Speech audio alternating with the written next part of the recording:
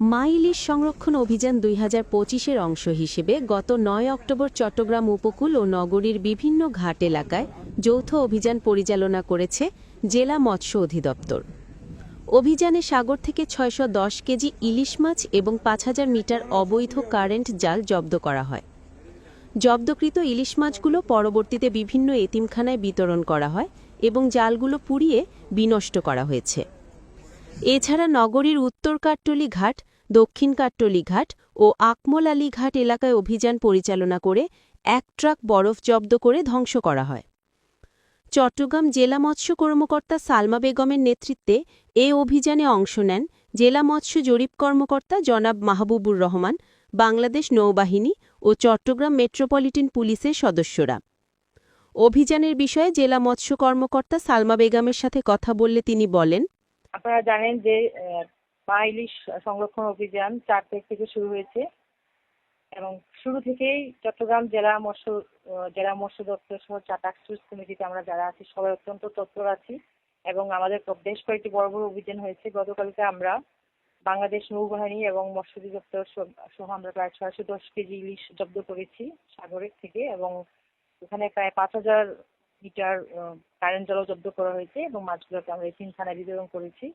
এবং সন্ধ্যার দিকে আমরা আকমল আলী ঘাট, উত্তর কাট্টলী ঘাট এবং দক্ষিণ কাট্টলী যে ঘাট আমরা সেই বাজারগুলোতে আমরা অভিযান করেছি। করে আমরা আকমল আলী ঘাটে আমরা ১ ট্রাক বরফ জব্দ করেছি এবং সেগুলোকে আমরা বিনষ্ট করেছি। আমাদের সাথে ছিলেন চট্টগ্রাম মেট্রোপলিটন বন্দর থানা বন্দরের পুলিশ। আমরা চেষ্টা করছি চট্টগ্রামের কার্যক্রমগুলো অত্যন্ত কঠোরভাবে মনিটর করছি এবং আমরা কাজ করার চেষ্টা করছি। এই জেলেদের এই যে মাছ নিধন ঠেকানোর জন্য আমাদের কিন্তু প্রতিদিন একটা টিম বাংলাদেশ কোস্ট গার্ডের সাথে সাগরে যাচ্ছে, একটা টিম নৌবাহিনীর সাথে যাচ্ছে। তারপরেও আমরা বলবো যে সবাইকে আসলে সর্বমহল থেকে সচেতনতা আসতে হবে জিনিসটা, যে আমাদের সমাজের সকল শ্রেণী মানুষের মধ্যে থেকে এই জিনিসটা আসতে হবে। সবাইকে আমাদেরকে আরো সহযোগিতা করতে হবে এবং সবার সহযোগিতা নিয়েই আমরা ইনশাআল্লাহ মা ইলিশ সংরক্ষণ কার্যক্রমটা আমরা সফলভাবে বাস্তবায়ন করতে পারবো। এই বিষয়টা আমার জানা নেই, তবে আমরা তো পুলিশদেরকে নিয়েই অভিযান করছি, আমরা তো তাদেরকে সাথে নিয়ে আমরা কাজ করছি। প্রত্যেকটা ঘাট পরিদর্শন করেছি। যখন আমি আপনার আকমল আলী ঘাটে গেলাম, যখন আমি বরফ দেখলাম, আমি কিন্তু ওই আকমল আলী ঘাটে ওই জোনের ডিসি যিনি ওনাকে ফোন দিলাম, ওসিকে ফোন দেওয়ার পর কিন্তু পুলিশ পাঠিয়ে দিয়েছে। আমরা কিন্তু ওখানে খুব সফল একটা অভিযান করছি। মা ইলিশটাকে আমাদের মনে করতে হবে আমাদের দেশের সম্পদ। হ্যাঁ, সবার মধ্যে থেকে মানবিক মূল্যবোধ যা আমাদের জেলেদেরকেও আমরা বলছি, ভাই আপনারা আমরা সাংবাদিক, আমরা যারা মৎস্য অধিদপ্তর বা আমাদের অন্য প্রশাসনের কেউ কিন্তু গিয়ে মাছ ধরবো না, ধরবেন তো আপনারাই। তাহলে কেন এত অ্যাগ্রেসিভ হয়ে আপনারা ধরতেছেন?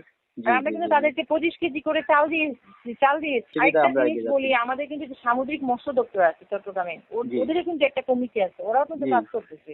ওরাও কিন্তু সাগর থেকে আপনার গত পরশুদিন সামুদ্রিক মৎস্য কমিটি যারা আছে তারাও কাজ করছে এটা নিয়ে। তারাও কিন্তু ওখান থেকে আপনার বোট ধরে নিয়ে আসছে। আর চট্টগ্রামের বাজারগুলোর জন্য আমি আমার পার্শ্ববর্তী উপজেলাগুলো থেকে অফিসার এনে আমি কিন্তু একটা কমিটি করে, তারা কিন্তু প্রতিদিন করতেছে সবাই। আমরা চেষ্টা করতেছি, কালকে রাতে আমি ১১টায় আসছি বাসায়।